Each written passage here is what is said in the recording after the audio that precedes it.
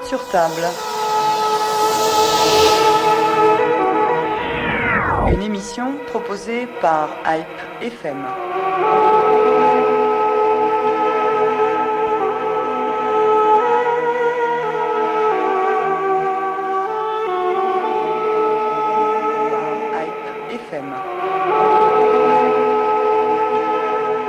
En mars dernier, Ekrem İmamoğlu a remporté l'élection municipale d'Istanbul, officiellement de 13 000 voix sur son adversaire, l'ex-premier ministre Binali Yıldırım, fidèle soldat de Recep Tayyip Erdogan, qui, considérant que l'élection municipale d'Istanbul était déterminante sur le plan national, avait annulé purement et simplement l'élection et considéré ses résultats nuls pour décider d'une nouvelle date, celle du 23 juin dernier, où cette fois-ci, le représentant du CHP kémaliste a dépassé le soldat Yıldırım d'environ 800 000 voix. Comment cet écart a été creusé? Quelles conséquences a-t-elle ou pourrait avoir cette élection sur la vie politique en Turquie? Qui est finalement Ekrem İmamoğlu et que représente la génération 2019 du CHP kémaliste? Pour comprendre la politique en Turquie aujourd'hui, un retour sur son histoire, celle de ses partis et leurs idéologies est important.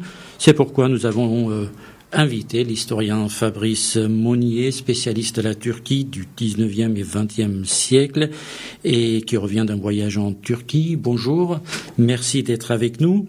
Nous avons également le plaisir d'accueillir Varoujan Serapian, directeur des éditions Sigest et de la revue Europe et Orient, né à Polis, à Constantinople, ou à Istanbul, si vous voulez. Bonjour Varoujan Serapian. Bonjour.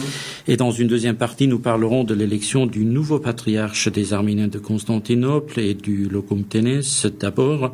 Élection qui surgit suite au décès du patriarche Moutafian, qui était en état de coma depuis 13 ans. Cette élection devrait avoir lieu hier, mais le gouvernorat d'Istanbul a décidé de la remettre au 4 juillet prochain. Pourquoi ce report incompréhensible? Qui sont les prétendants? Quelle est l'ambiance dans la communauté arménienne d'Istanbul à cet égard? Pour nous en parler, nous serons avec Pakra Destoukyan par téléphone depuis la Turquie. Mais commençons avec cette élection et la victoire d'Ekrem İmamoğlu, ou plutôt la défaite cuisante du Reis Recep Tayyip Erdogan. Varoujan Serapian, qu'est-ce qui s'est passé entre les mois de mars et juin pour voir cette différence de voix et cette victoire confirmée de l'opposition, surtout d'un jeune politicien, Ekrem İmamoğlu? Oui, Ekrem İmamoğlu, que jusqu'à il y a 3 mois, il n'était pas du tout connu.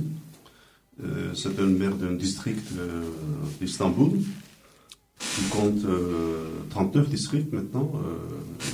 Et je rappelle tout de suite que sur les 39, toujours les 25 sont gérés par l'AKP actuellement. Donc, vous voulez dire qu'il a déjà un problème parce qu'il n'a pas de majorité à la municipalité. Dans les semaines et mois à venir, si Erdogan ne veut pas jouer le jeu démocratique, il peut très bien bloquer certaines décisions du nouveau maire. Et on verra. Même le blocage est démocratique puisqu'il a la majorité. Oui. Il a quand même félicité tout de suite après les élections. On verra comment il va réagir. En tout cas, de mon point de vue, Erdogan, il a fait une... Alors, d'abord, il faut rappeler que c'est une première défaite depuis 17 ans. Toutes les élections étaient favorables à Erdogan depuis 17 ans. C'est la première fois qu'il perd une élection et il la passe. On ne peut pas dire ça, parce qu'il a déjà perdu d'autres municipalités au mois de mars. Il a perdu Ankara. Pas à cette échelle-là. Quand même, Ankara, c'est quand même la capitale. Oui, mais disons que je ne parle pas seulement du 23 juin. 31 mars déjà, c'était une défaite. Adana, Ankara, les grandes villes, en gros, qui ne sont pas peut-être sociologiquement pro-Erdogan forcément, et surtout Istanbul. Mais Istanbul, pour lui, à mon avis, il a fait une erreur stratégique ou tactique en voulant rejouer le match.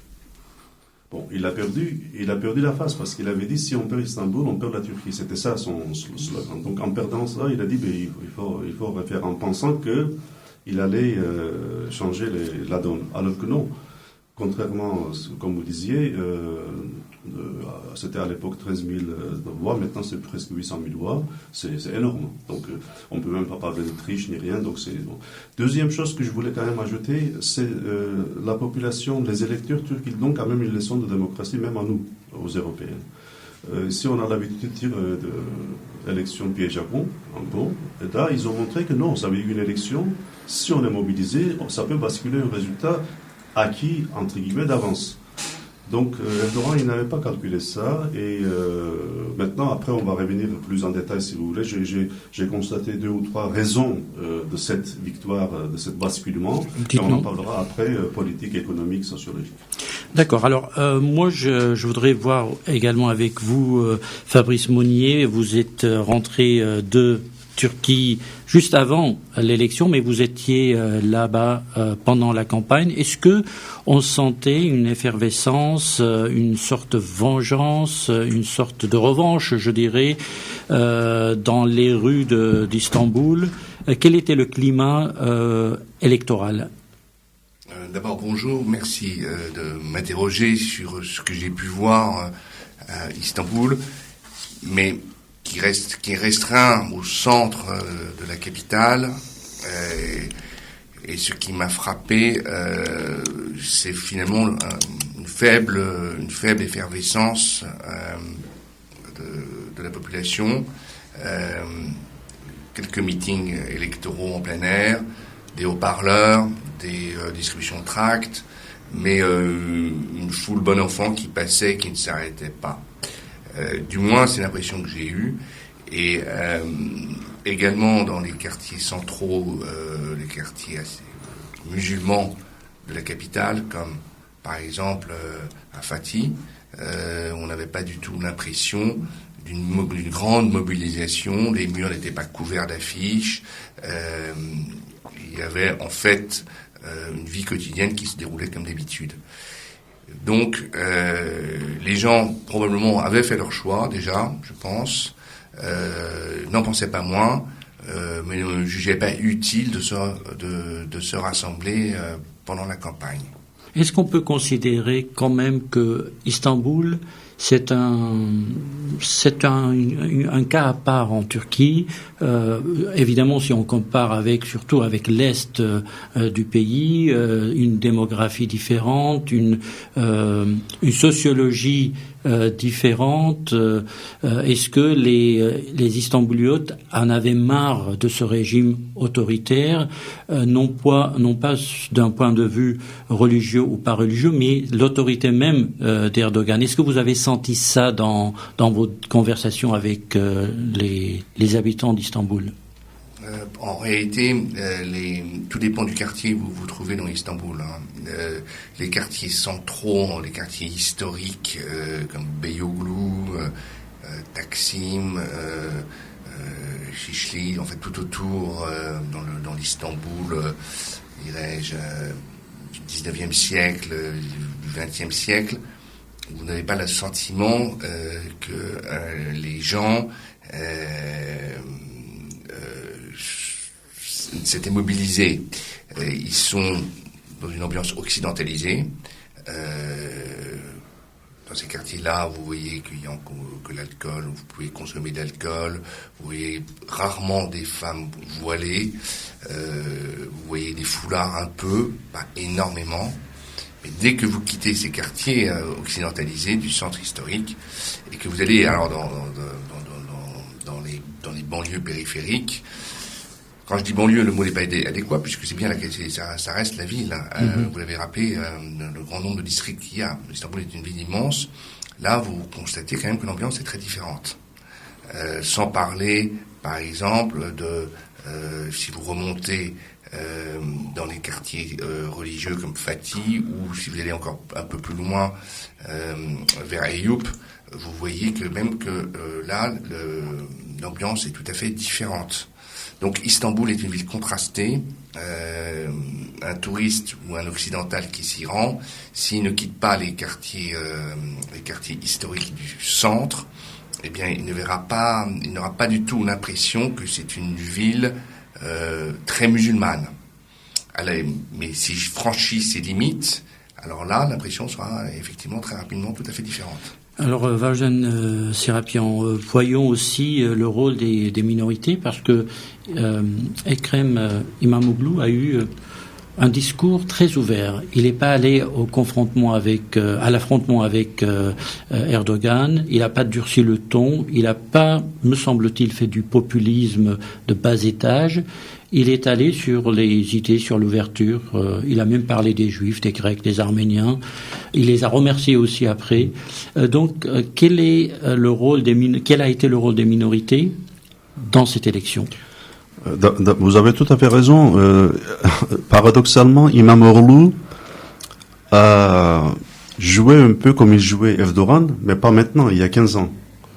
Erdogan aussi, si vous vous rappelez, il avait le même approche. Ça veut dire que cette ouverture, même si c'est sur le papier, vis-à-vis des minorités et tout ça, c'est Erdogan qui l'a fait il y a à peu près une quinzaine d'années, y compris pour les Kurdes, tout ça. Bon. Donc İmamoğlu, il est parti là-dessus. Deuxième chose, c'est que son discours, il n'a jamais attaqué une personne. Bon. Il a toujours joué cool, donc vraiment dans ses attitudes. Il n'a même pas répondu aux attaques qu'il a subies. Absolument. Il a été traité de fils de grec, voilà. Donc, qui est presque une insulte, comme on disait, le fils d'Arménien. Ah, exactement. Voilà. Les Arméniens, les Grecs ou les Juifs sont des valeurs sûres pour insulter quelqu'un en Turquie. Et donc, il n'a pas répondu à ça. Il est resté sur le plan idéologique plutôt. Et comme vous dites, il s'est adressé aussi aux minorités. Et sur ce plan-là, même le petit jeu qu'il a voulu jouer Erdogan avec la lettre de Öcalan, qu'il demandait à ses partisans au moment de rester neutre dans donc ce combat. L'ancien chef du PKK emprisonné. Ça, d'ailleurs, on n'a pas compris sous quelle pression il a pu signer cette lettre. Bon, peu importe. Mais de l'autre côté, nous avons Demirtas, donc l'ex-patron du parti HDP. HDP ou HTP. HTP.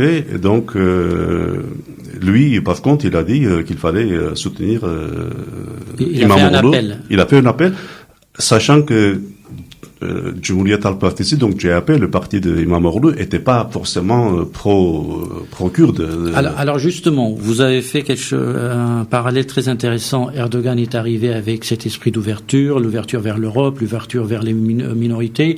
Même il a permis à un certain égard des libertés aux Kurdes, d'utiliser leur langue, d'avoir une radio, des journaux, alors que c'était interdit sous le régime kémaliste. Et là, c'est le kémaliste qui a ce même discours. Alors, comment comprendre ça ? Est-ce que, selon vous, c'est juste un discours de circonstance, ou parce que, et là je me tourne vers M. Monnier, est-ce que le kémalisme du XXIe siècle, de 2019, est différent du kémalisme des années 80 et même avant ? Alors, je crois que, assurément, le kémalisme d'aujourd'hui n'est pas celui d'hier. Rappelons-le, Mustafa Kemal est décédé en 1938 et ses successeurs étaient pas du tout comme lui des réformistes, c'était des conservateurs. Le kémalisme, je dirais-je, a quasiment disparu avec Mustafa Kemal Atatürk. Je rappelle que le kémalisme, c'est quand même du progressisme, c'était de l'étatisme, c'était du nationalisme. Alors ça n'a pas disparu peut-être, effectivement. C'était du laïcisme. Atatürk avait une vision de la société qui n'est certainement pas celle de ceux qui se réclament de lui aujourd'hui. Mmh. C'était un militaire occidentalisé, volontariste. Et quand İmamoğlu se réclame de l'idéologie kémaliste, qu'est-ce qu'on doit comprendre dans cette comparaison des époques et des faits et des actes ? Eh bien, je crois que d'un côté, il y avait quand même chez Atatürk une volonté tout le temps de réformisme. Jusqu'en 1938, il poursuit une réforme du pays, en dépit du refus d'une partie de la population de le suivre, nous en sommes bien d'accord. Aujourd'hui, les kémalistes sont des conservateurs. Ils considèrent que le stade auquel on est arrivé est un stade auquel on est arrivé en 1938 avec Mustafa Kemal était un stade suffisant, qu'on n'avait pas allé plus loin dans la réforme. La réforme s'est arrêtée avec Mustafa Kemal. İsmet İnönü, par exemple, qui est son successeur, qui était son bras droit, qui est on peut pas nier qu'ils sont un kémaliste pur jus, n'était pas un progressiste. C'était un conservateur. Et tous les autres vont l'être après lui, tous ceux qui vont se réclamer du kémalisme. Le kémalisme devient, après Atatürk, une forme de nationalisme. Alors, en sus, les choses se sont compliquées après 45, avec la guerre froide, avec l'anticommunisme, et donc la volonté de la Turquie de se ranger dans le camp de l'OTAN. Mais, une fois encore, Atatürk est un progressiste, les kémalistes d'aujourd'hui ne le sont pas, ce sont des conservateurs. Alors, vous avez parlé de réformes, mais il a terminé sa vie avec les réformes de 1937, c'est-à-dire certains bombardements. Vardin Serapian, réformiste, Mustafa Kemal, mais à quel prix? C'est important d'avoir ce regard sur le passé aussi. Oui, non, je suis d'accord avec Simonier que Kemal a voulu faire. On avait appris à l'école les 7 réformes de Kemal, aussi bien sur voilà, donc l'habillement, l'alphabet, enfin pas mal de choses. Par contre, moi, aujourd'hui, avec l'analyse qu'on a fait depuis sur les 6 flèches qu'on trouve sur le drapeau sur le drapeau de chez JAP, il y a celui de nationalisme qui prime, à mon avis, surtout. Ça veut dire qu'aujourd'hui, c'est un peu la suite de ce kémalisme en prenant une partie. Quand İmamoğlu se réclament du kémalisme, n'oublions pas qu'ils ont mis beaucoup d'eau dans leur vin. Exemple, depuis 2002, donc AKP est au pouvoir, ça a laissé des traces. On n'aurait pas pu imaginer il y a quelques années de ça qu'un candidat de CHP serait sur le stade pendant un meeting, inviter un imam sur le stade pour prier ensemble en public, la main tournée vers, enfin, avec le geste. Donc, ça, c'était inimaginable. C'est parce que Kemalim, c'était laïcisme. Bon. Mais justement, est-ce que cela signifie quand même que İmamoğlu est en train, vous l'avez dit, de faire un geste d'ouverture à l'égard des minorités et en même temps de garder cet électorat islamisé ou musulman auprès de lui, dans une frange de cet électorat, en disant par exemple que je ne vais pas permettre, c'est-à-dire casser la décision des anciens, c'est-à-dire de l'AKP, à interdire l'alcool dans l'espace public. Exactement, disons qu'il a donné quelques gages. Ça veut dire que vous parliez tout à l'heure de comment se fait-il de 13 000 voix, donc 800 000 voix, cette différence, c'est qu'il a calmé les angoisses de certains. Ça veut dire qu'il y a pas mal de votants AKP qu'ils ont voté aussi, ou peut-être ils sont abstenus, ou ils ont voté pour lui. Ils n'auraient pas pu faire cet écart sinon. Donc il les a rassurés en disant que, par exemple, les lieux qui ne vendent pas l'alcool, alors qu'il aurait pu dire, si, moi si je viens, non, il a dit, ça va rester tel quel. Il a donné certains gages quand même. Donc c'est pour ça que je suis tout à fait d'accord. Déjà, globalement, le kémalisme d'aujourd'hui, même avant cette histoire des élections, c'est pas du tout ce qui était dans l'esprit de Mustafa Kemal à l'époque. Donc c'est pas du tout la même chose. Mais n'oublions pas que nous on parle de l'AKP qui a pris le pouvoir en 2002, mais en réalité la montée de l'islamisme en Turquie commence dans les années 1952-53, quand il y a eu le bipartisme. Jusque-là, c'était monoparti, c'était le parti de Kemal. Avant, il n'y avait pas d'autres partis. C'était ça. Donc 52-53, avec les démocrates qui arrivent, donc ouverture au moins de partis, et à partir de là, les islamistes prennent le pouvoir, qui commence à monter petit à petit.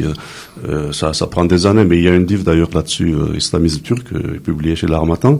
Je me souviens plus de l'auteur, mais il explique année par année, statistiquement parlant, comment ils ont monté, dans quelle ville. C'est très très bien expliqué. Et Istanbul était quand même, avec l'arrivée de Recep Tayyip Erdogan en tant que maire, déjà avant 2000, oui.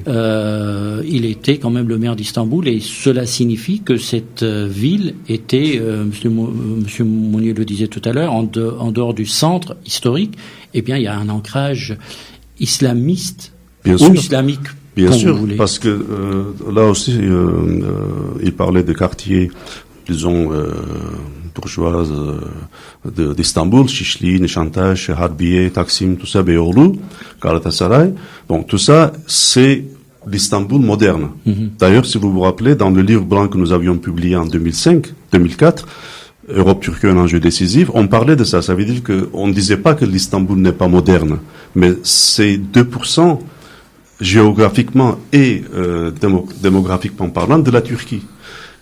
À mon époque, il y avait quand je parle de mon époque, c'est dans les années 60-70. Il y avait 3-4 millions d'habitants. On est maintenant à 15-16 millions ces 15-16 millions-là, ce sont des gens de l'Anatolie qui sont venus pour agglomérer autour de l'Istanbul. Donc ça a changé sociologiquement le vote.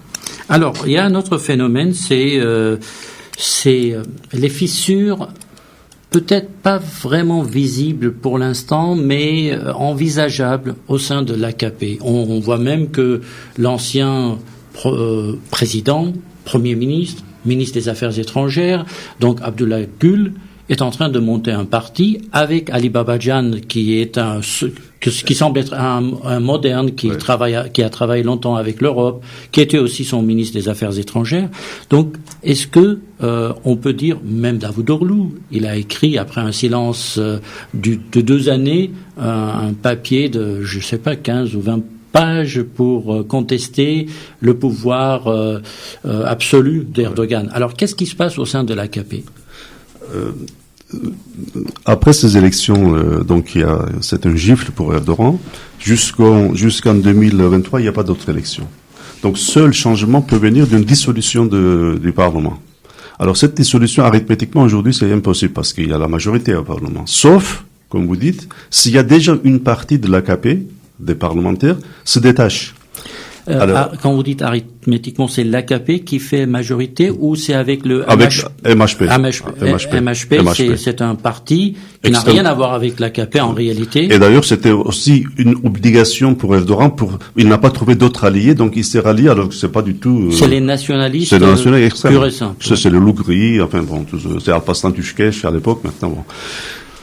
Et maintenant, c'est très intéressant parce que j'ai écouté le dernier discours de Meral Akşener, donc l'autre qui est donc la présidente du parti Parti, qui est aussi d'une façon extrême droit chemin, voilà.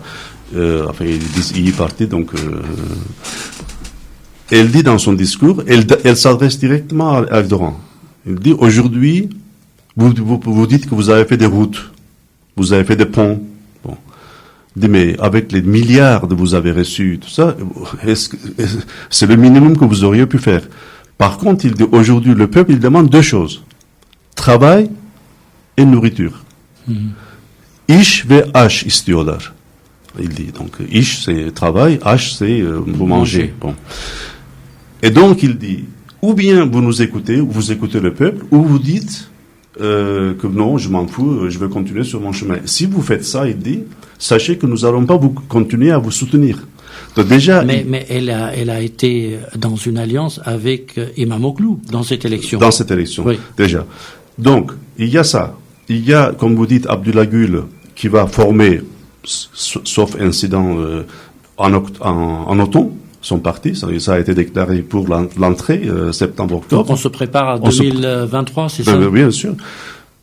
Babacan, donc il a tout de suite accepté. Davutoglu, pour l'instant, il est en retraite. Il n'a pas dit non, mais il est en retraite. Mais bon, il attend, donc peut-être qu'il va dire oui aussi. Donc Ali Babacan deviendra donc le patron du parti. C'est pas forcément le candidat. À mon avis, le candidat sera Gül. C'est lui qui a le poids. Et donc là, après, on va revenir. Là, je ne vais pas rentrer dans le détail. Et ça aussi montre qu'il y a quand même une influence externe à la Turquie dans tout cet chamboulement économiquement et financièrement surtout. Il y a quand même la main. Alors, Fabrice Monnier, est-ce que on peut considérer quand même, malgré cette mainmise de Recep Tayyip Erdogan sur tout en Turquie, sur l'économie, le pouvoir, il a changé la constitution, pouvoir absolu, est-ce que quand même les urnes, ça peut parler? On avait l'impression que c'était pas possible. Apparemment, ça peut marcher. La preuve, elles ont parlé là donc à Istanbul, elles ont parlé avant dans la plupart des autres grandes villes de Turquie. Vous le rappeliez tout à l'heure. Ankara, Adana, Izmir sont passés à l'opposition. C'est quand même pas anodin. Alors la grande question, c'est en fait, quand vous dites que les unions ne peuvent parler, est-ce que la Turquie est une démocratie ou non? Ce fameux vieux débat, la réponse est oui et non. Oui, la preuve, l'opposition peut s'exprimer. Elle peut s'emparer des municipalités importantes, donc elle va avoir des fonds, si elle va avoir des locaux. Que la démocratie, c'est que les élections, on peut dire oui. Mais si c'est que les élections, la démocratie n'est pas que ça. Ça commence par ça, d'abord. Oui. Si vous n'avez pas d'élections libres, vous n'avez pas de démocratie, par définition. Après, est-ce que tout le monde peut se présenter? Est-ce que, bien entendu, là, mais c'est comme ailleurs. Hein, le jeu, il y a un jeu de l'ombre également. Tout de même, on sent bien que Erdogan, là je reviens sur l'aspect kémaliste, Erdogan ne peut pas revenir en arrière, ne peut pas revenir au temps ottoman, il ne peut pas annuler ce qu'a été le kémalisme et ses grandes réformes. Hein, elles sont rentrées dans les mœurs. Et vous parliez des 6 flèches, alors rappelons-en une, la République. La Turquie est une république. Alors, la République qui a changé d'organisation avec un chef d'État qui est à la fois Premier ministre, qui a tous les pouvoirs, mais ça demeure une république. On ne reviendra pas au califat, on ne reviendra pas au sultanat. Hein. Cette forme républicaine, elle est inscrite. On ne reviendra pas non plus sur d'autres aspects de la société. La langue est fondamentale. C'est une réforme qui est rentrée dans les mœurs, qui est aucun retour en arrière n'est possible, hein, vers l'alphabet arabe, vers le retour d'un vocabulaire perso-arabe, etc. C'est fini. Je veux dire, beaucoup des grandes réformes d'Atatürk sont rentrées, sont appliquées, et un retour en arrière est impossible, même pour ce personnage tout-puissant qu'est Erdogan. Alors, une autre question très importante qu'on ignore généralement, c'est la mainmise du pouvoir politique sur la religion à travers les imams, parce que l'État organise déjà l'instruction, la préparation des imams. L'État, je ne sais pas si c'est le cas toujours, mais en tout cas très longtemps, c'est l'État qui donnait les discours, les prêches des imams du vendredi. Ouais. Qu'en est-il aujourd'hui? Est-ce que à travers ce système de contrôle des imams, donc des mosquées, donc des fidèles, on peut pas faire le contraire de ce que vous venez de dire, c'est-à-dire revenir en arrière pour imposer ce que vous avez appelé le vocabulaire arabo-persan, pour se rapprocher davantage du Coran, par exemple? Ben, je crois pas. Lors du coup d'État, du fameux coup d'État avorté, on sait que les mosquées ont joué un rôle. Hein. Les musulmans ont appelé la population à sortir dans la rue. Et là, nous sommes dans toute cette manipulation qui a été ce coup d'État, dont on ne sait pas, dont on ne connaît aujourd'hui encore pas les tenants et les aboutissants exacts. Bon. Donc oui, des mosquées ont un rôle de mobilisation populaire, elles sont influentes, il y en a partout. Je n'ai pas le chiffre avec moi de construction de mosquées depuis 1945, mais il est colossal. Vous avez une mosquée, pratiquement, j'ai déjà un tout petit peu à tous les coins de rue. Donc elles sont dans le paysage. Et aussi des écoles d'Imam Hatip Okudu. Oui. Exact aussi. Il y a beaucoup d'écoles qui sont montées en puissance depuis l'arrivée de la café. Qui sont montées en puissance. Pour autant, est-ce que ces mosquées peuvent sortir du religieux fascinant? Alors, quand je dis sortir du religieux, vous savez qu'en islam, le religieux et le politique sont quand même étroitement mêlés, bien plus que dans nos sociétés occidentales. Néanmoins, une partie de la population, très certainement, n'adhère qu'à l'aspect religieux. Il ne suivra pas forcément les mots d'ordre venant de la mosquée. C'est un instrument que le pouvoir a utilisé là récemment, c'est un instrument qu'il peut encore utiliser, mais pour autant, ça ne permettra pas ni à Erdogan ni à un autre de revenir en arrière. Par exemple, je pense à l'Iran. une révolution type iranienne avec la prise du pouvoir par les mosquées n'est pas, je ne crois pas envisageable dans la Turquie contemporaine. Vous avez mis l'accent sur dans la comparaison du kémalisme d'hier et d'aujourd'hui, vous avez évoqué surtout l'aspect réformiste d'Atatürk, mais le kémalisme se distingue de l'AKP également dans la vision interne de la société, les relations avec les Kurdes, par exemple. On sait que l'AKP, au départ, était très favorable. Ensuite, c'est Erdogan qui a bombardé tout l'est de l'Anatolie. Aujourd'hui, les médias français n'en parlent pas, mais il y a eu des massacres, des villages brûlés parce que opposés. Donc, il y a ça. Et puis, il y a la politique internationale. La vision de l'AKP avec, d'un côté, le soutien aux frères musulmans, les problèmes avec Israël, cette probable sortie de l'OTAN, ce rapprochement avec la Russie au détriment des relations avec les États-Unis. C'est pas forcément, Valogen Serapian, la vision des kémalistes. Quelle différence peut-il y avoir ou y a-t-il? Et justement, cette élection municipale d'Istanbul, à moyen terme, quel impact peut-elle avoir sur si İmamoğlu ou les opposants kémalistes prennent un jour le pouvoir, qu'est-ce qui peut changer dans la politique extérieure de la Turquie? Je ne sais pas si ces élections vont changer quelque chose là-dessus, mais même aujourd'hui, prenons déjà l'AKP. Il a fait cette alliance avec la Russie, à la grande surprise des analystes, parce que c'est la deuxième armée de l'OTAN, n'oublions pas. Mais il a été un peu obligé. Il faut remonter un peu en arrière quand il y a eu cet incident de l'avion de chasse. Même avant, donc bon, je vais bien un peu, je déroule le film un peu en avant. C'est qu'il y avait cette histoire avec Gülen. Gülen, c'est un ancien ami allié de Erdogan, qui a été, je dirais, exfiltré aux États-Unis et puis sous la protection de CIA. Bon. Et donc, les Américains, l'OTAN, CIA, enfin tout ce que vous voulez déjà changer, enfin, ce qu'on appelle un regime change. Enlever Erdogan, mais mettre à la place Gülen. C'était ça l'idée. Bon. Les Russes, ils ont pris vent de ça. Et déjà à cette époque, avant cet incident d'avion, tout ça, les Russes, ils ont mis déjà une sorte de protection proactive autour d'Erdogan. Ça, on verra si ces jours-ci, il y a des livres qui vont sortir, qui vont expliquer ça avec les détails. Et donc, Erdogan, il savait, il a su que lui-même qu'il était en danger par rapport à... Donc, il a durci un peu sa position vis-à-vis du Gülen. C'est de là que ça a commencé, terrorisme.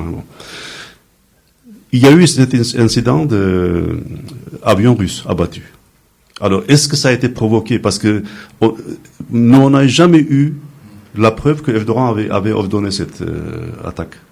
Donc, on ne sait pas qui a donné l'ordre exactement. Bon. Donc, il s'est trouvé dans une situation un peu difficile par rapport aux Russes. Donc, du coup, il a fait une chose que les Turcs font rarement, à ma connaissance, jamais, parce que ce n'est pas dans leur culture.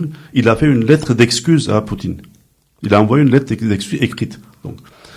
Puis, il est allé à Moscou.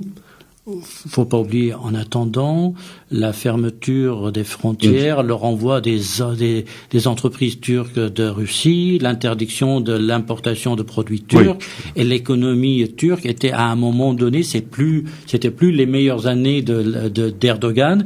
Donc, et Erdogan et l'argent, il y a une relation intime. Absolument. C'était l'une des choses que d'ailleurs je disais tout à l'heure. Donc, il y avait une raison économique aussi de cette défaite électorale, parce que, je fais une petite parenthèse, même en Europe, on disait, miracle économique turc, il frôlait les 8% de la croissance en Turquie dans les années 2016-2017. En 2018, on est descendu à 3%. Ça, c'est sur le plan économique, sur le PIB, tout ça. Plus, il y a eu une crise financière. Ça veut dire que la devise turque a perdu 30 à 40%. C'est pas rien. C'est pour ça que je disais, il y a aussi une sorte de pression de l'extérieur, parce que tout ça, ça vient pas de l'intérieur. Donc, cette pression de l'extérieur pour faire baisser le niveau économique et financièrement une crise. Ce qui fait que l'une des bases solides de l'Erdogan qui avait fait élire, donc, c'était l'économie. Il a donné un peu d'oxygène surtout aux Anatoliens. s'effondrer. C'est pour ça que dans ces élections-là, ça a joué aussi un rôle. C'est pour ça que quand Akşener dit on a besoin du boulot et de quoi manger, c'est ça. D'accord? Donc je reviens aux histoires des Russes. Donc ils s'excusent. Et les Russes, ils ont fait, comme on fait dans les jeux d'échecs, ils ont fait une gambit. Ils ont donné 2 pièces, si j'ose dire, donc 2 avions, mais ils ont gagné la Turquie vis-à-vis de l'OTAN.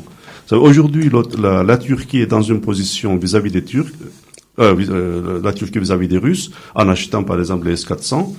Il va vers une sortie de l'OTAN. On verra si ça se fait, parce que vous savez que dans l'histoire, la Turquie a toujours joué, je me rappelle de ma jeunesse, l'Occident, enfin, disons, Amérique, contre, à l'époque, c'était l'Union soviétique, il a toujours joué ces jeux-là pour s'en sortir. Mais n'empêche qu'aujourd'hui, Incirlik, la base, est fermée aux Américains, enfin, l'OTAN, c'est quand même une base importante, hein.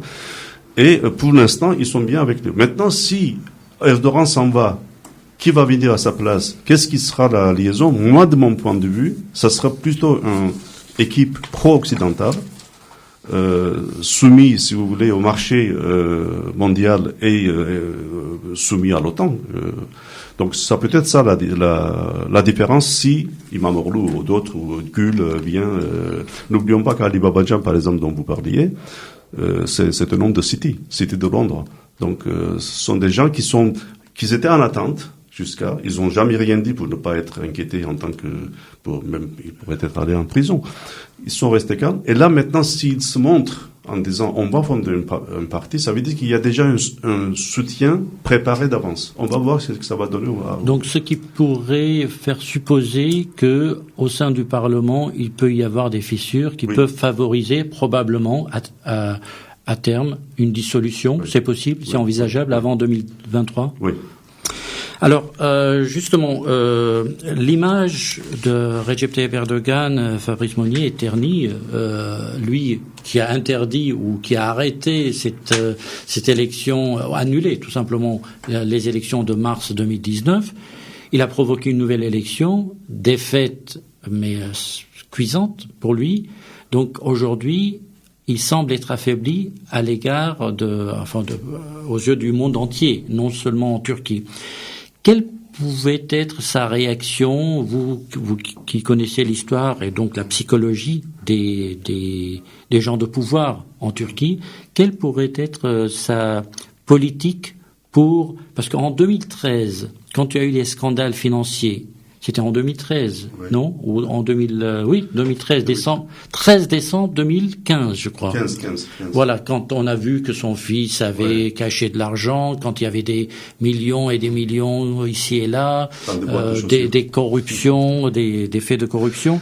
Donc, on s'est dit à ce moment-là que c'est le début de la fin pour Erdogan. Et puis, comme c'est une bête politique et c'est un vrai leader charismatique, il a su changer la tendance.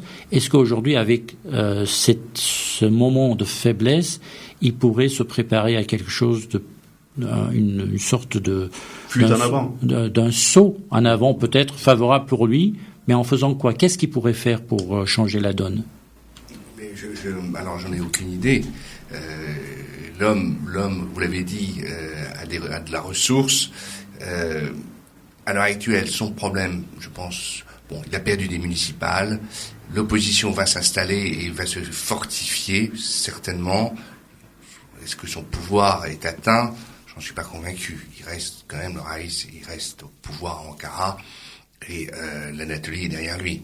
Donc, n'exagérons pas quand même l'ampleur de la défaite. Son souci numéro 1, à mon avis, c'est l'économie. Il a quand même... Pourquoi est-il arrivé au pouvoir? Parce qu'il a su, quand même, transformer l'économie turque. Et tous ceux qui se rendent à Istanbul le constatent d'année en année.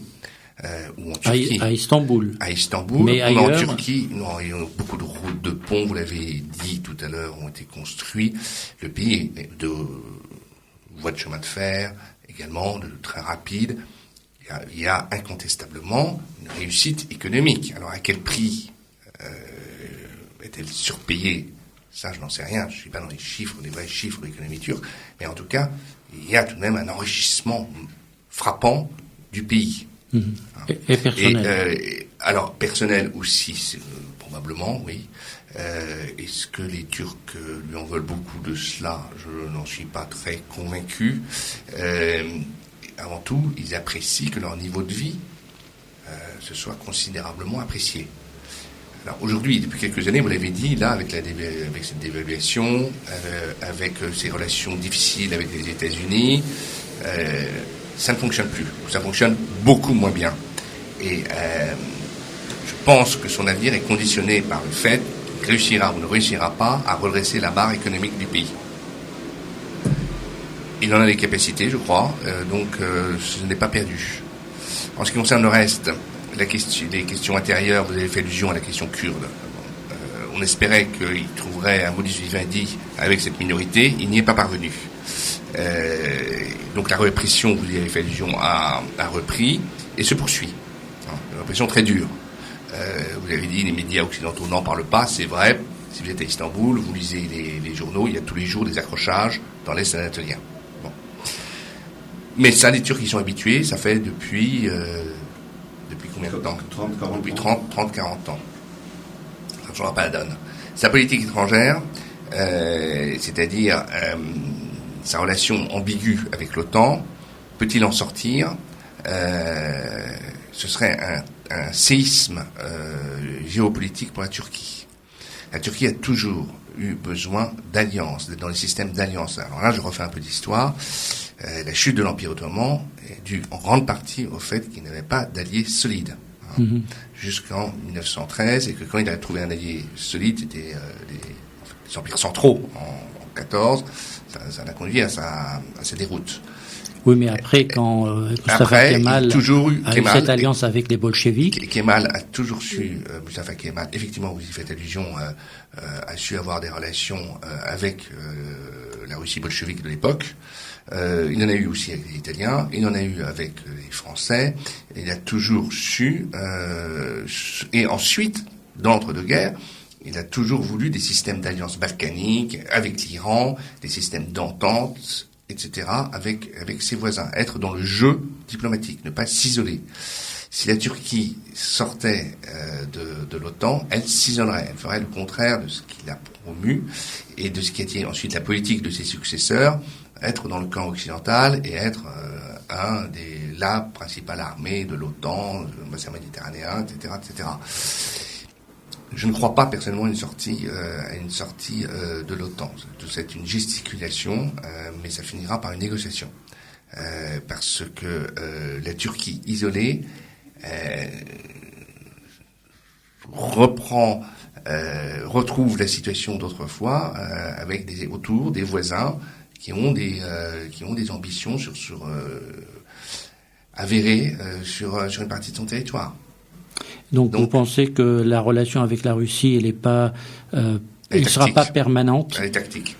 Les relations, le Moscov a toujours été l'ennemi numéro un, l'ennemi héréditaire des Turcs depuis le XVIIe siècle. Et je ne vois pas. Et donc il y a toujours eu, chaque siècle, des relations ambiguës avec la Russie, mais chaque fois, la Turquie a choisi le camp opposé. Mais quand vous voyez les sondages auprès de la population turque année après année, l'ennemi numéro un, c'est les États-Unis, pas la Russie.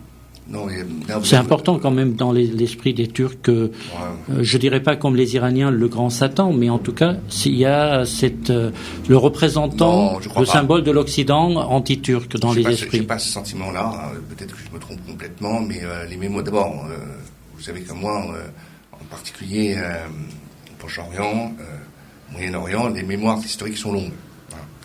Et d'une part, donc une fois encore, le russe, qui avant le russe moscovite, le russe tsariste et puis le russe communiste ont été l'ennemi. Et même si tactiquement, on peut s'entendre avec eux. Ce que Mustafa Kemal a fait pendant 2-3 ans, effectivement. Mais après, il a retrouvé le camp occidental et quand il était au pouvoir, à partir de 1923-24, son allégeance va aux démocraties occidentales, notamment à l'Angleterre, la grande puissance encore de l'époque, qui retrouve toutes ses positions. pas la France pour différentes raisons, mais ça on n'a pas le temps de l'évoquer, mais son allégeance est occidentale. Il s'est entendu avec les Russes, il ne va pas les titiller sur sa frontière. Vous savez que quand Mustafa Kemal livre les gardes-frontières turcs, livre les fuyards qui réussissent à passer à travers le Caucase jusqu'en Anatolie, ils sont remis aux autorités, bolcheviques. Vous imaginez ce que ça a pour conséquence pour eux. Hein. Bien sûr. Donc ne pas titiller l'ours russe, mais s'en méfier. Hein. Je ne crois pas que les Turcs d'aujourd'hui aient oublié cela. Qu'ils soient anti-américains, tout le monde entier maintenant, avec la droite des États-Unis depuis 50 ans, la politique internationale des États-Unis fait que beaucoup de gens leur sont hostiles. Cela étant, les Américains sont des partenaires importants des Turcs, notamment de l'armée turque. L'armée turque a été formée dans des bases américaines. Et on peut se débarrasser d'un certain nombre d'officiers trop marqués, enfin tous les autres y sont passés aussi. Donc franchement, l'allégeance vers les États-Unis, vers le bloc de l'Ouest ne peut pas être mise en cause facilement. Et en plus, peut-être que les Turcs savent que personne ne va les punir parce qu'on considère que la Turquie, tout le monde souhaite avoir une alliance avec la Turquie pour des raisons géopolitiques, géostratégiques, militaires, mais également économiques. Donc, et les Turcs sont surtout des gens comme Erdogan, savent ce que c'est une revanche et puis une vengeance. Donc, personne ne va aller non plus, pendant les moments difficiles de la Turquie, faire penser à la Turquie que voilà, on peut les punir. C'est une grande nation et c'est un grand pays auquel on peut pas apporter des menaces. Vous êtes d'accord, Valogen Serapian? Oui. Tous les États se méfient de la Turquie quand même. Enfin, sauf peut-être Trump qui brandit quelques menaces. Oui, mais ce matin j'ai vu sa photo avec Erdogan. Au G20, ils sont côte à côte, tout sourire, ils font la pousse comme ça. On se posait la question justement s'il allait se rencontrer. En fait, je sais pas combien. Enfin, en tout cas, il y a une photo. Ils sont côte à seuls, ils sont tous les deux, et ils font vers la caméra comme ça. Donc, ok, tout va bien. Bon, après, mais vous avez raison pour dire que c'est ce que nous avions écrit aussi en 2005. Erdogan a utilisé l'Europe, enfin l'Union européenne, pour affaiblir l'armée. Et lui-même, il l'avait dit publiquement que la démocratie c'est un train, donc il le prend quand il veut et puis il peut descendre quand il faut.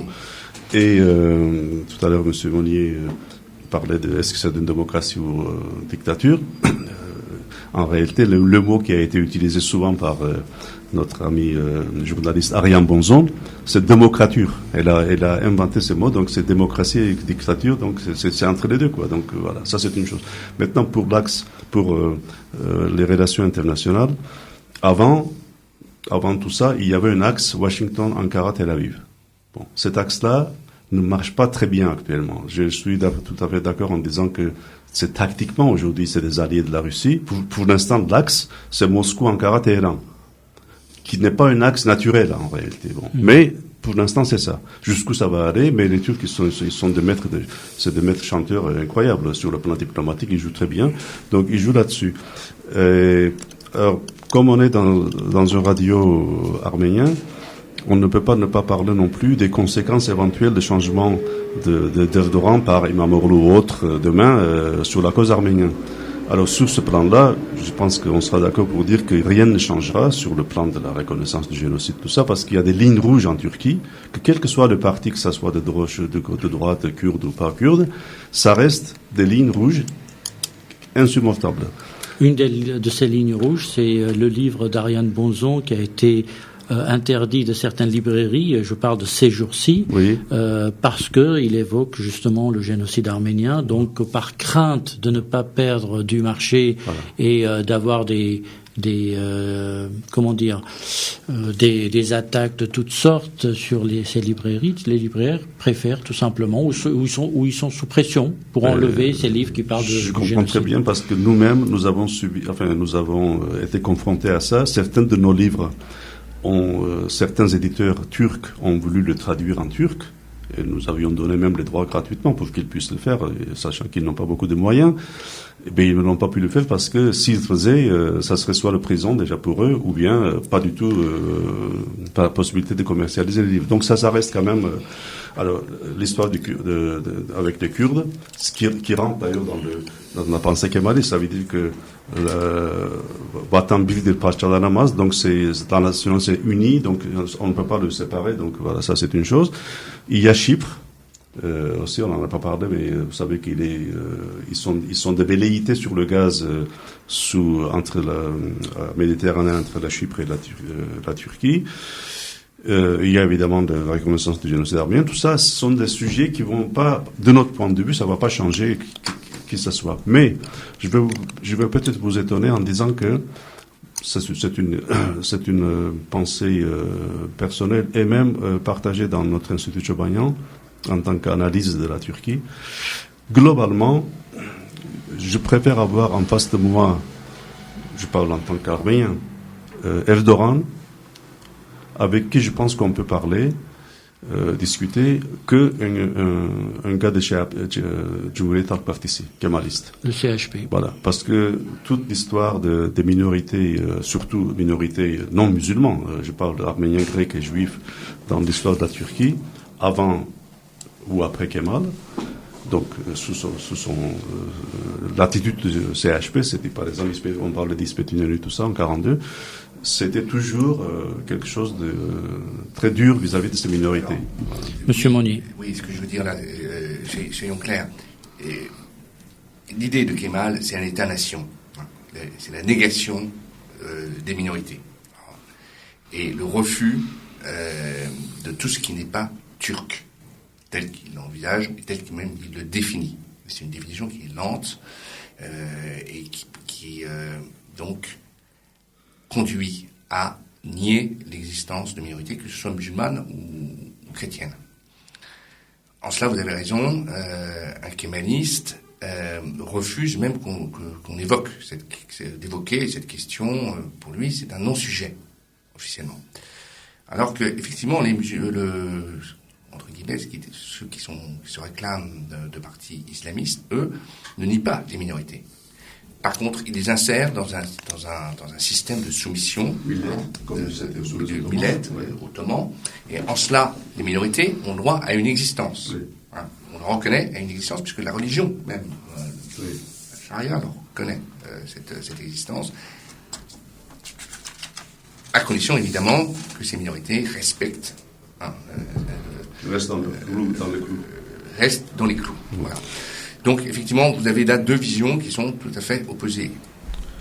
Et ce qui est amusant, c'est que vous avez Imamoglu, vous avez fait allusion tout à l'heure à Imamoglu, effectivement, dans un de ses discours, il a remercié la population et il a fait allusion aux minorités. Venant d'un kémaliste, c'est assez paradoxal. Oui. Mais une fois encore, pour moi, ce n'est pas réellement un kémaliste, c'est un conservateur qui ne s'inscrit pas du tout dans les traces de Mais vous l'avez dit, le nationalisme reste quand même. Et le nationalisme, il ne s'efface pas avec le temps, il ne change pas de visage. Le nationalisme demeure, oui, il change un peu de visage, hein, il y a quand même une évolution. Mais oui, il reste très fort, très prégnant. Alors nous allons interroger Pakrat Estoukian depuis la Turquie, qui est le rédacteur en chef des pages arméniennes du journal Agos de Hrant Dink. Pakrat Estoukian, Paris Gazeta FM. Rappelons nos éditeurs que Pakrat Estoukian, tous les lundis, prenez un casque, tous les lundis présente donc depuis la rédaction d'Agos ce magazine sur la situation politique de la Turquie, les pages d'Agos, et donc aujourd'hui on profite de sa présence avec nous. Գուզեինք ցեզի հարց տալ առաջին հերթին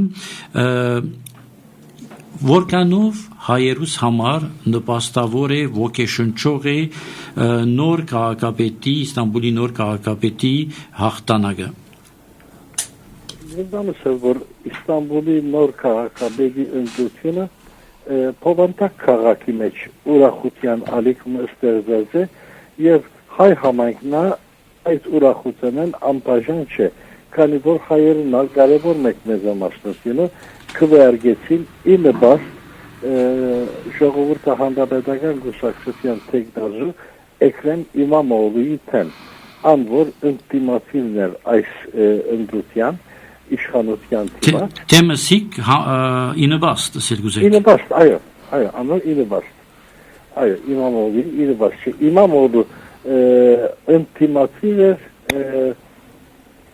իշխող գուսակցության տեխնազուին, երբ այդ ցայներու չախշախիչ մեզամասնություն ապահովեց, ավելի քան 806,000 ցայներու դարբերությունով նվաճեց քաղաքապետարանի աթոռը, հետո հայերն առհասարակ ուրախ են այս վերջին զարգացումին։ Alors, il faut dire que les Arméniens, comme la plupart, la majorité donc des Stambouliotes vivent dans la joie cette victoire. Donc les Arméniens font partie de la vie d'Istanbul. Donc eux, ils sont ravis de cette victoire d'Imamoglu qui se démarque par son opposition au pouvoir actuel, et donc les Arméniens ont en majorité voté en faveur d'Imamoglu. Իսկ հայտարարությունները, որոնք կան ինը բաստ փոքրամասնություններուն հայերուն, որքանով դուք որ ներսը գաբրիկ անկեղծ են եւ չեն նմանիր Էրդողանի 20 տարի առաջ կամ 17-18 տարի առաջ ըրած հայտարարություններուն, թե բաց քաղաքականություն պիտի որտեքրե փոքրամասնություններուն եւ դեսանք ինչ պատահեցավ քյուրդերուն հետ ի վերջո, սկիզբը ինչ էր, վերջը ուրացավ։ Ուրեմն այս մոդեռնությունը հարցակումները դժվար իրողություն է, ճիշտ է ասած օրինակով 17 տարիներ առաջ 2002-ին, երբ որ այսօրվա նախագահ Էրդողան առաջին անգամ իշխանության եկավ, շատ ավելի դարբեր թիմակիչ ներկայացներ, գնկարակրեր, եւ այդ ժամանակալ հայերը իրենց ամբողջ բազմության մեջ միգուցե առաջին անգամ գրոնամետ գուսակցությանը զրակցեցան։ Ուրեմն, որովհետև Էրդողանին այդ ադենվա ռազմավարությունը, այդ ադենվան փոխանցած միտքերը հայերուն համար շատ հաճելի է, շոյող էր, խրախուսող էր, հետևաբար հույսեր գաբեցին, բայց անցնող ժամանակի ընթացքին, երբ Էրդողան ինք ամրապնդեց իր թիրքը եւ ծևումը նաեւ դարձավ դեգագանություն, առաջին անգամ 2002-ին երբ իշխանություն եկավ, անիկա ցայներու մեծամասնությունը ապահոված էր, կառավարություն գազվելու առիթ ուներ, բայց բեդությունը իր ցերքին մեջ չեր դագավին։ Ընդհանրապես բեդության բազմաթիվ գարույցներ իրենք շուտ լարված էին եւ հագամարտություն մղան։ Այդ պայմաններում մեջ ինքնիշտ պարապանեց ժողովրդավարությունը, խոսքի ազատությունը, արդահայտվելու ազատությունը, մամուլի ազատությունը, բայց երբ որ ժամանակի ընթացքին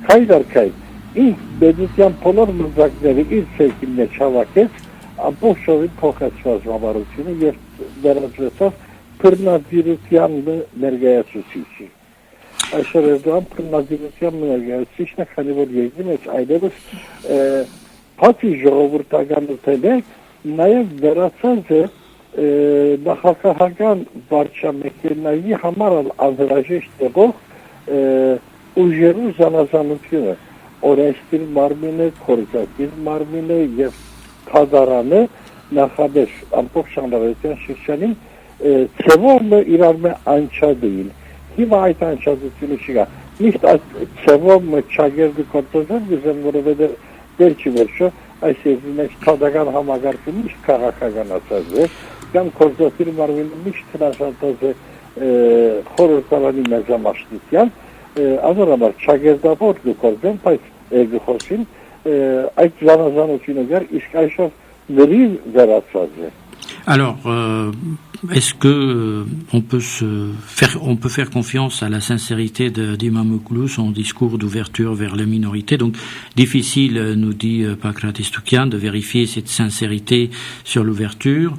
Prenons exemple sur Erdogan, qui a beaucoup changé depuis son arrivée, et puis c'est pas pour rien qu'à l'époque les Arméniens ont voté pour la première fois dans leur histoire en faveur d'un représentant d'un pouvoir islamiste. Mais depuis, Erdogan a pris le pouvoir réellement, pas seulement électoralement, mais il a dans ses mains tous les pouvoirs au pays, et à partir de là, il a changé de vocabulaire, il a changé de politique, et aujourd'hui, on peut considérer qu'il est le représentant d'une dictature et où il contrôle tous les pouvoirs. Et justement, il n'y a plus de séparation de pouvoir, il y a un contrôle sur les pouvoirs et il n'y a plus de diversité telle qu'on l'on voyait au début de son arrivée au pouvoir. Պակրատ Էստուկյան, հայերը ընդհանրապես ինչ ակնկալություն ունին, ինչ պահանջներ ունին, բացի որպես թուրքիո քաղաքացի ապրել են արդյոք, կեմալիզմը եւ կեմալիզմի ներկայացուցիչները դարբեր են 2019-ին, այդ մասին քիչ առաջ մենք այստեղ գխոսեինք, կան 80-ական կամ 70-ական թվականներու կեմալիզմը, կարելի է հույս կապել, որ այս կեմալիզմը ավելի արդիական է եւ ուրիշ է։ Կեմալիզմը որպես դեսք միշտ արդիական եղած է, միշտ թեպի արևմտամետ եղած է, ժամանակակից փորձած է, բայց այս մինակ խնդրին դեսաների երևույթն է։ Խորքի մեջ մենք կեմալիզմը սազազելիս կագնարկենք այս երևի հիմնատիրի գեցվածքներին եւ անոր խաղապարախոսության, բայց իրականության մեջ անքնորոշողը խիստ ազգայնականությունն է, թուրքական ազգայնականություն։ Կեմալիզմը բարը նաեւ համապատասխան է ազգայնականության, նացիոնալիզմի։ Հետևաբար այդ նացիոնալիստ միտքը երբեք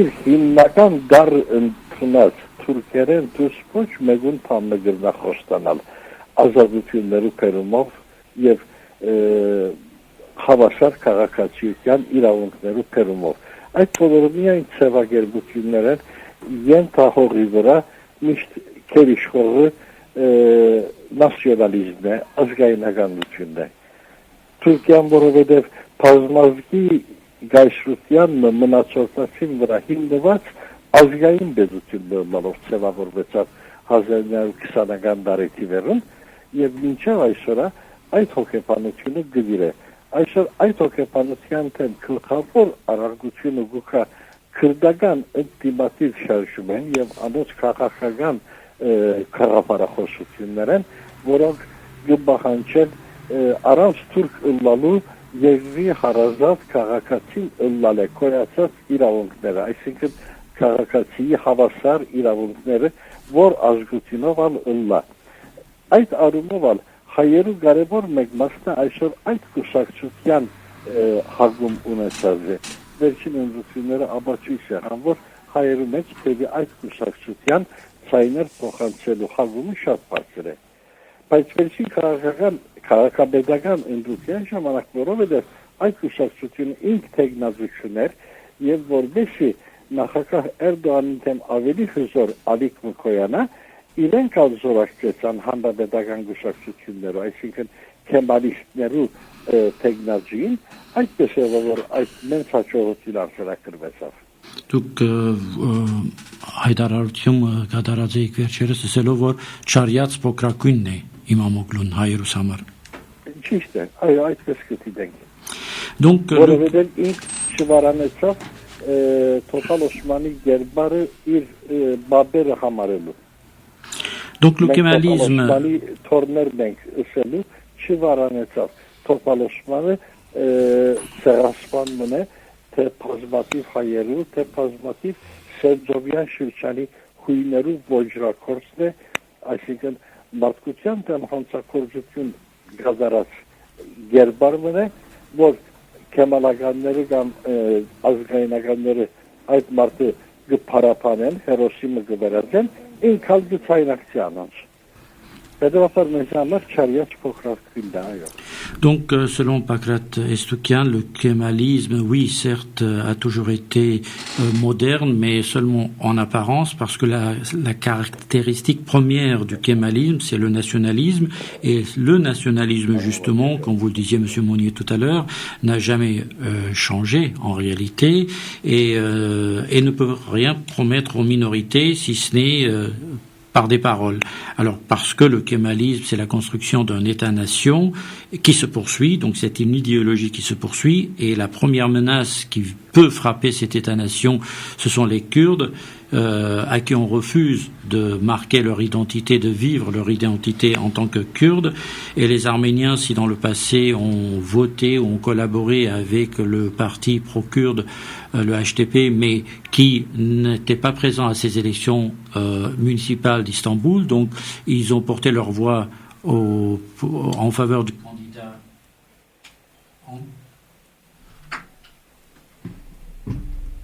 Pardon, j'ai un problème de micro apparemment. Voilà. J'ai pas de problème de micro. Donc j'ai eu tout simplement un problème technique, je m'en excuse. Donc si les Arméniens ont voté en faveur du HDP, aujourd'hui le HDP n'étant pas présent, donc les Arméniens ont porté leur voix en faveur du candidat Imamoglu, mais tout simplement parce que pour nous c'est le moins pire entre les deux candidats, mais n'oublions pas que Imamoglu lui-même fait allusion à ce personnage historique qui est Topal Osman, et qui lui-même est un génocidaire du génocide arménien, et il a pas mal d'exactions à son actif, donc faire référence à ce personnage est déjà pour nous un signe pas très soulageant. Pankrat Estoukian. Այո, ուրեմն ես կուզեի նաև հարց տալ եւ խոսիլ անպայման պատրիարքական ընտրություններու մասին։ Մենք գիտենք, որ 3 պետք է տեղի ունենային փոխանորդի ընտրությունը առաջին հերթին մինչեւ հասնելը պատրիարքի ընտրության, եւ Թուրքիո ավելի ճիշտ Իստանբուլի Գարավարիչը որոշած է հետաձգել մեկ շաբաթով եւ գադարել 4 հուլիսին։ Ինչ է պատճառը այս հետաձգումին։ Նախ պետք է հայտնեմ, որ ճիշտ է պաշտոնական քրությունը եկած է Իստանբուլի գուսագալի ըստորակցությամբ, բայց այդ որոշումին յետին գա ներքին գործոս նախարարության կորձոնը։ Ներքին գործոս նախարարությունն է, որ նման որոշումի հանգած է, եւ պատճառը չէ հստակացած, որովհետեւ նախապես այս տեսակ քրություններ որ գուկային այդ քրությունները պատճառները գհրադարակային մեր թերթերու մեջ, բաժարակարանը գպայժները իր հասարակության հետ թերթերու միջոցով, բայց այս անգամ այդպես չեղավ, ոչ ոք տեղյակ է այդ քրության փոխանցագությունն են, լրիվ փոխանցագություն են, միայն հետևանքեն տեղյակ եք, պաշտոնապես հայտարարվեցավ թե Իստանբուլի գուսակալության ստացված պաշտոնական քրության համաձայն դեղաբահի ընտրությունը հետաձգված է 4 հուլիս թվականին։ Donc, parlons de l'élection du prochain patriarche, ou en tout cas pour l'étape intermédiaire pour le vice, donc le vice-patriarche, ou il y avait un mot que j'oublie, donc le remplaçant. Bon, je vais retrouver le mot dans quelques instants. Donc, il y a eu un report de cette élection par le ministère des Affaires étrangères et non pas par le ministère des Affaires intérieures et non pas par le gouverneur d'Istanbul. Le gouverneur, juste, il émet la lettre, mais c'est le ministère qui est décisionnaire. Et souvent, quand des lettres arrivent du ministère des Affaires intérieures, les raisons sont souvent évoquées. Cette fois-ci, les raisons ne sont pas connues. Cela ne signifie pas qu'elles ne sont pas évoquées dans la lettre, mais le contenu de la lettre ne nous est pas parvenu, donc on ne connaît pas tout le contenu de cette lettre et nous restons dans cette incompréhension. Իսկ եթե ես թեզի հարց տամ, ուրեմն le mot que je cherchais c'était locum tenens, tout évidemment.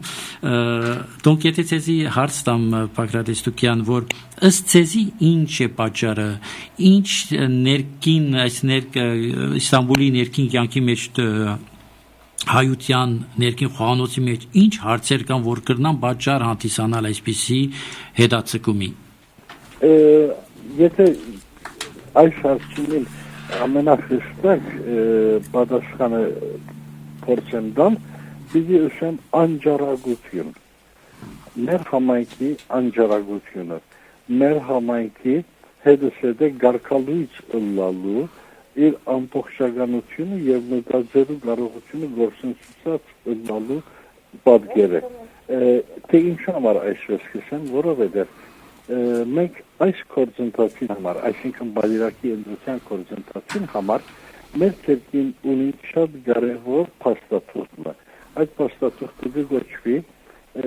հայ ազգի սահմանադրություն, որ վավերացված է Օսմանյան գայստրության ժամանակ 1863 թվականին եւ երկրի առաջին սահմանադրությունը, այնինքն Թուրքիա պետականությունը իսկականին սահմանադրությունն էր, երբ Օսմանյան հայերը բազմաստեցին իրենց սահմանադրությունը եւ վավերացրեցավ պետության կողմը, այդ ժամանակվա պետության։ Հանրապետական շրջանին այդ թուղթը չեղյալ համարվեցավ, բայց անոր փոխարինող ուրիշ կարգացություն մնալ այլևս իզորու չեղավ, որևէ բան չտրին անոր դերը։ Հետևաբար որքանալ չեղյալ համարվի, մինչև այսօր եղած բոլոր բادرակի ընդդություններու ընթացքին պետությունը գործել հետևյալ նախատեսումը։ Գազարեցեք ընդդությունը ըստ հին ավանդությանց։ Այդ ըստ հին ավանդությանց խոսքը ահավասիկ կարգնարկել այս սահմանադրության։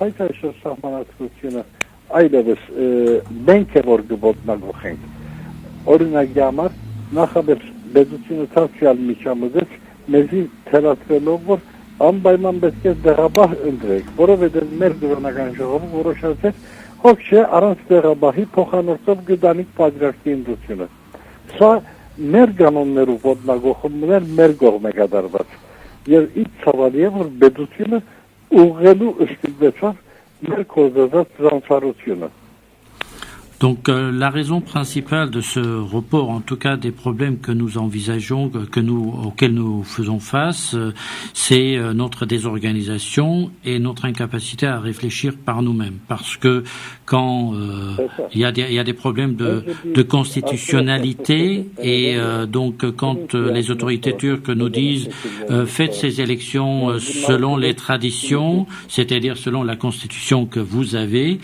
dans la communauté, cela crée une confusion à tel point que nous, Arméniens, nous respectons pas la constitution qui est la nôtre, et sur cette base-là, donc, ce sont les autorités turques qui manœuvrent face à cette situation de désorganisation de la communauté arménienne. Pakrat Estokian, որոնք են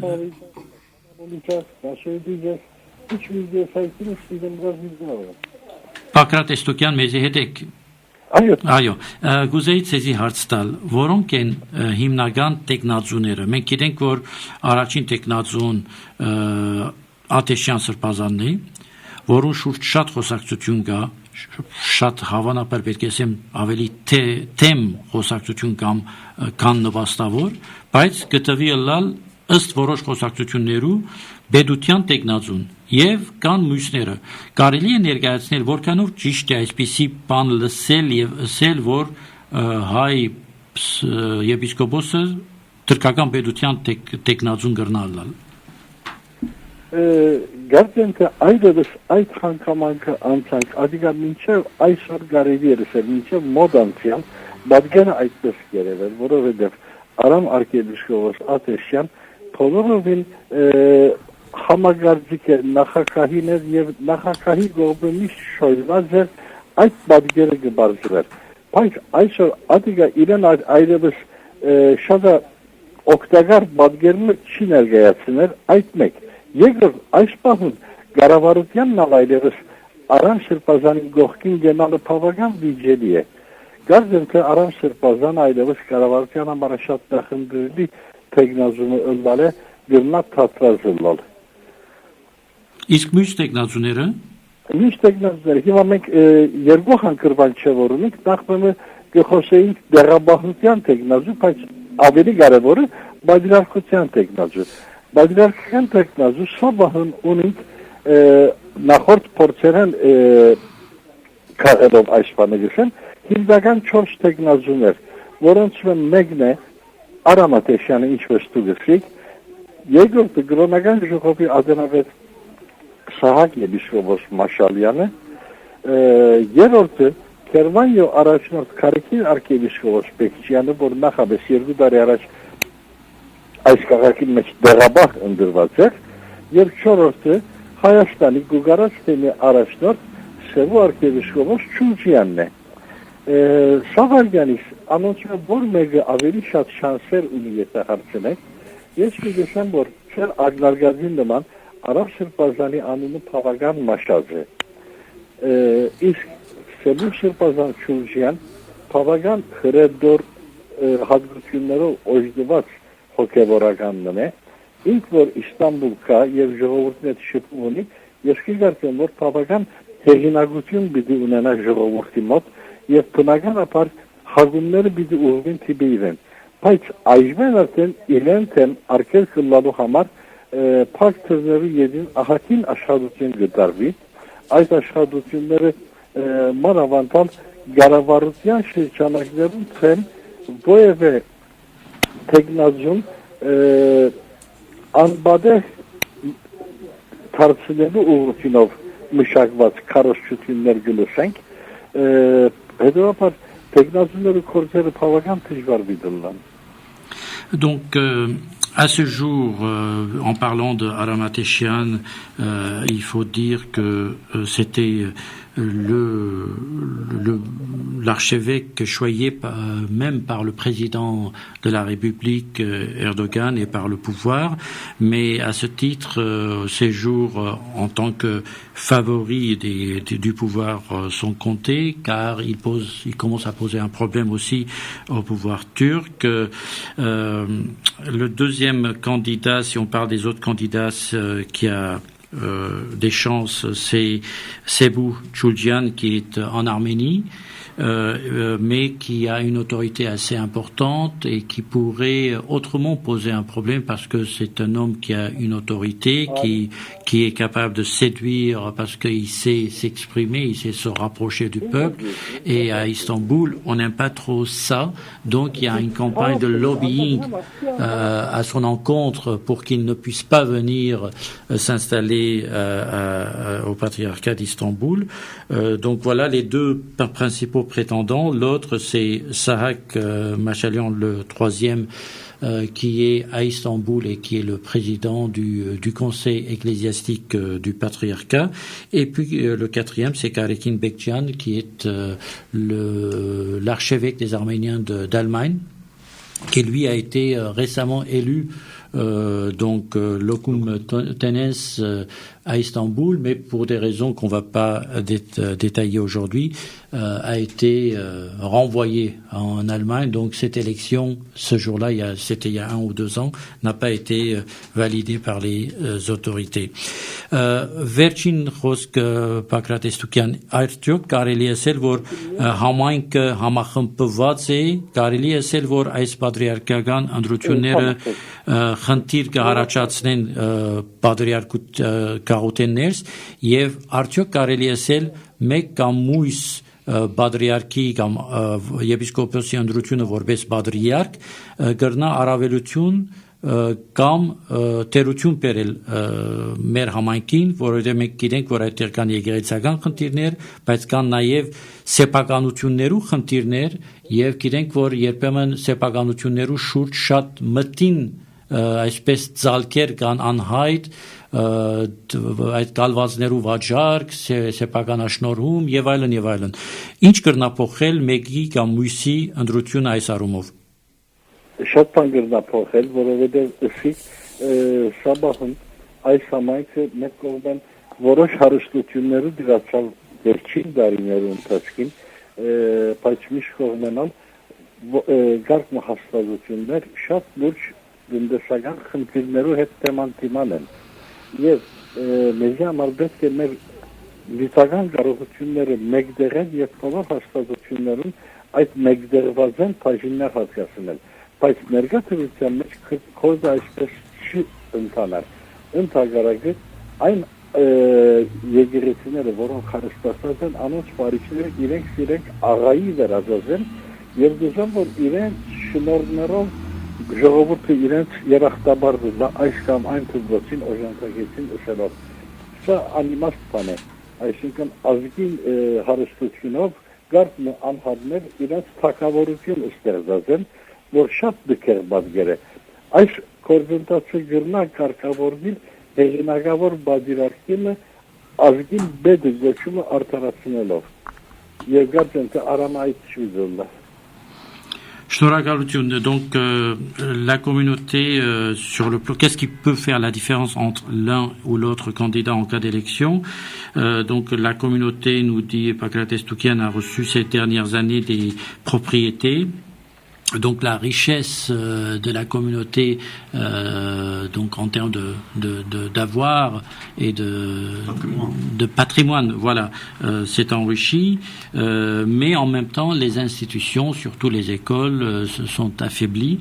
Donc il faut qu'il y ait une répartition de cette richesse à l'ensemble des institutions de la communauté, alors que certaines églises, parce qu'il y a des églises dans certains quartiers, etc., qui se sont octroyées ou à qui on a octroyé ce patrimoine, se comportent comme des haras, donc donnent de l'argent à une école en considérant que c'est de la bienfaisance qu'on fait, alors que c'est leur devoir. Donc il nous faut un patriarche qui puisse harmoniser tout cela et répartir les richesses de la communauté à l'ensemble des institutions sans distinction et sans discrimination. Շնորհակալություն Պակրատես Տուկյան, շատ շնորհակալ ենք եւ կսպասենք ձեզ ամեն երկուշաբթի ժամը 1-ին Փարիզի ժամով Ագոսի հրադարակչատունեն կամ խմբակրատունեն։ Շնորհակալ ենք կրկին։ Donc pour terminer, donc on a eu aussi l'occasion de voir ce qui se passe côté arménien à Istanbul en dehors de cette élection municipale. Pour terminer cette émission, Varojan Serapian et Fabrice Monnier, je souhaite qu'on revienne et qu'on parle aussi de la situation des judiciaire de ce pays, parce qu'on voit quand même que il y a eu ce putsch raté, manqué, il y a eu des protestations de Gezi en 2013, et puis on voit des gens comme Osman Kavala et d'autres, bien entendu, qui sont en prison parce que ils ont soi-disant ils ont organisé. Ils ont tenté un renversement de régime. Non, mais l'accusation, c'est l'organisation des contestations de Gezi. On ne parle pas de renversement encore, c'est l'accusation est celle-ci. Et à tel point que le président de la Cour constitutionnelle a dit c'est une absurdité de garder quelqu'un 600 jours en prison pour avoir organisé une manifestation, même si les intentions au-delà de la manifestation sont autres. Donc, que penser de cette situation malgré tout? Est-ce que Erdogan, avec son affaiblissement, va prendre sa revanche de ces pauvres gens qui sont en prison et qui sont aujourd'hui les petits opposants en réalité? En réalité, la dérive autoritaire d'Erdogan sur le plan juridique, ça a commencé avec ces histoires que vous disiez tout à l'heure, financières. Enfin, quand il y a eu des histoires de corruption. Nous, on a l'impression que, à partir de là, il y a une fuite en avant d'Erdogan pour avoir la main sur la justice, pour ne pas être lui embêté par la justice. Tout s'est enchaîné à partir de là.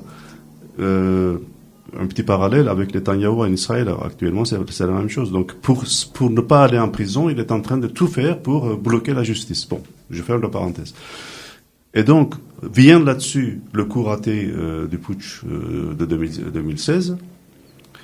Il a donc utilisé ça pour mettre en prison un nombre incroyable de gens sur des centaines de milliers. Des fonctionnaires, des militaires, tout ça, et donc l'armée a été vraiment presque décimée en tant que, parce que c'était surtout les colonels qui étaient considérés comme un peu la vertèbre de l'armée turque. Ils sont en prison avec des humiliations personnelles. Je rentre pas dans les détails. C'est Midnight Express sous Erdogan, quoi. Donc on en est là. Et donc actuellement, c'est une mainmise totale du régime Erdogan sur le judiciaire. Voilà. Donc, Alors nous voulions absolument faire ce clin d'œil en fin d'émission à ces gens comme surtout Osman Kavala, qui est un homme d'affaires bienfaiteur, qui est aussi dans la culture et l'art, qui a provoqué quelques manifestations de solidarité avec les minorités.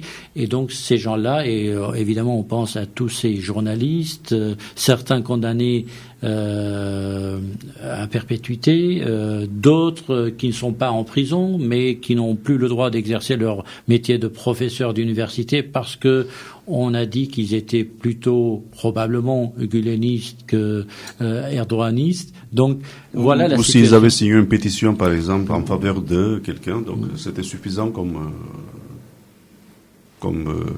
ou encore Elif Shafak, qui a été condamnée il y a quelques années parce que dans son livre, elle parlait des Arméniens. Donc, on est quand même dans cette Turquie-là, quoi qu'il arrive. Merci d'avoir été avec nous, Patrice Monnier, Varoujan Serapian, et merci à Pakrat Estoukian d'avoir été avec nous par téléphone depuis la Turquie, et merci à tous nos auditeurs qui nous ont suivis, et à très bientôt. Au revoir.